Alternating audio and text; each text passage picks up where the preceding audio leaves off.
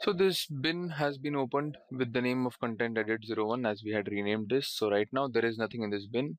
So what I would like to do is I would take these footages.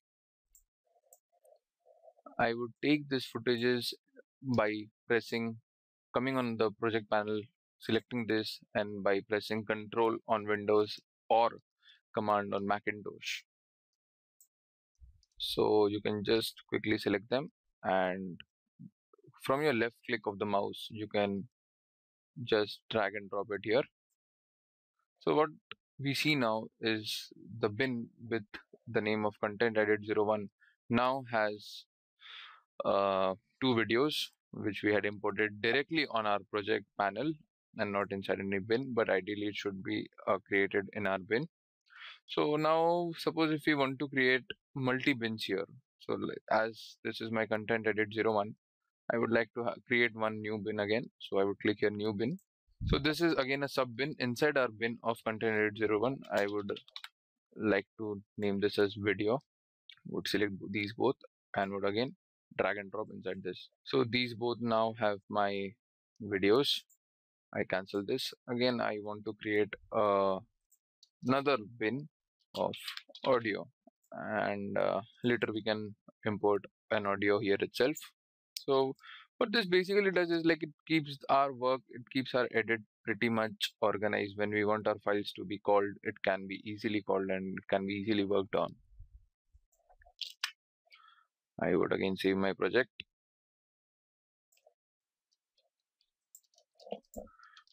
Make sure you have this habit of saving your project in around 10 to 15 minutes of an interval.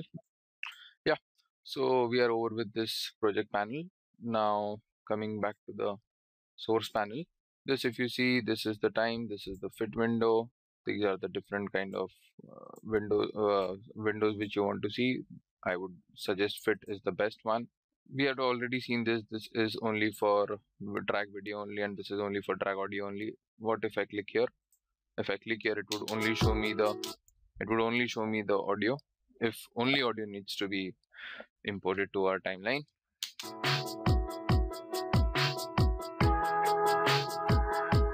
Yeah, so it is playing the audio. Right now I don't want only audio. I want the video as well as the audio. Coming to this is the playback resolution. Right now it is playing in half resolution. It depends again upon your system configuration. How much RAM is it? Does it have a graphic card? So right now I would like to keep this as full. This is the settings of our source monitor. This is composite gang source and program. Right now this is composite video. If I click on audio waveform, it will only show me the audio waveform. And this is a channel which is known as alpha channel. It contains transparency. This video is fully opaque, so there is no transparency as well. So we would stick back to composite video. It's the same playback resolution as it is here, full. This is the pause resolution, like once the video is paused, what kind of resolution would you like to have? So it's better if you have this half. Please note this is the playback resolution, which once the video is played would show this, and this is the pause resolution. Once the video is paused, it would drop down to half. This is loop if you want the video to be looped again.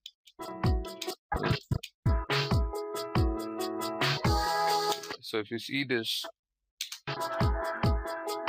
once the video reaches to the endpoint, it would again go back to the loop from the starting to our endpoint. So I don't want that, so I would remove the loop. This is the show transport controls. So transport generally means the scrubber. If you want to zoom in or zoom out or something like that. Show audio time units, we don't want that at right now. Show markers, these are basically our markers, the in point and the out point. Different options which we do not want at our source monitor, like safe margins, we do not want it here.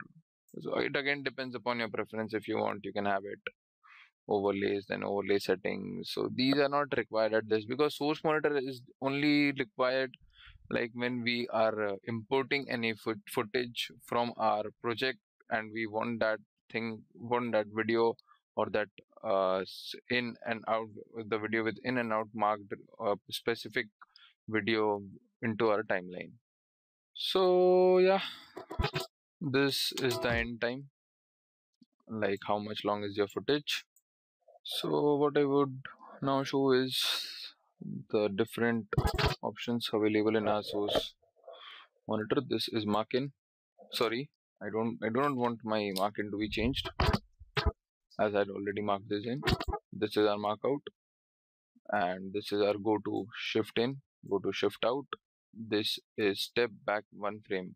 As I said, if you want to step back one frame, you can also play with your you can press the left arrow of your keyboard like this, as I'm pressing right now, or you can also click. This is the play button, which also it is a toggle button, which means it can be played and can be paused, and the same thing can be done with the help of our spacebar on the keyboard. This is the next frame, can again be controlled with the right arrow of the keyboard. This is shift out, and we have all seen this. This is the insert. Like once if you click on insert, it comes to our timeline. And now suppose if I don't want this, so what I'll do is I'll select this and I'll hit delete or del button. Another way of removing this from your timeline would be enable. So what this does is, like, the video and along with the audio stays here, but it is enabled. Sorry, it is disabled, as we have already checked off on enable. So again, if I enable it from here, the video comes again. The other thing would be cut. Yeah, so it again cuts. If you want to be pasted over here on a different time, you can paste it here. So our video is pasted, and if you want it totally to be removed, then you can just select like this, or you can just select like this, and then can click on delete, or you can press delete from your spacebar. This is add markers. If you want to add any marker here for your preference, like suppose if you would like to start your video from here, so you can start add marker here. So if you see, a green kind of marker has come here, and again the shortcut for that would be pressing M on your keyboard. I would just press M here without going from here. I just pressed M here and a marker has been created. So if I double click on this marker, I can also add a label to it. Like I can write this as house, and can change its color also, and can click on OK. So if you notice here, the change color has been reflecting here, and it has changed to house. So this customization becomes pretty easy for the user while editing the video.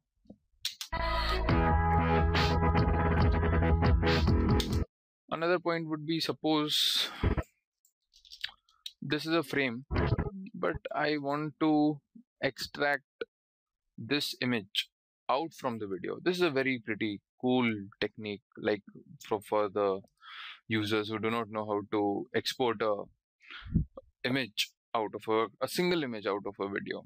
So we can click here and then can click here, export frame.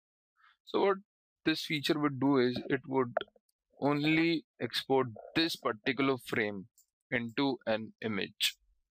I would name this as screenshot 1.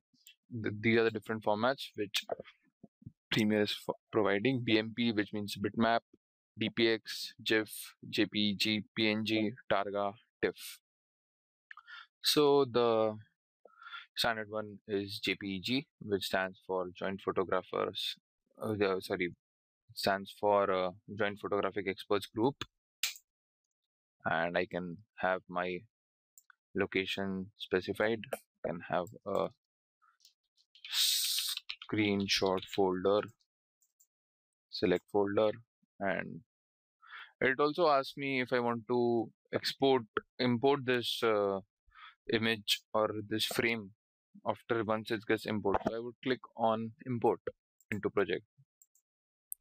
So okay, so if you see here, this screenshot one has been imported to our project, and even if you would like to check, then yeah, so this screenshot folder which we had created, it's there. And if you double click here, yeah, the JPEG, the frame which we had exported, the JPEG is there.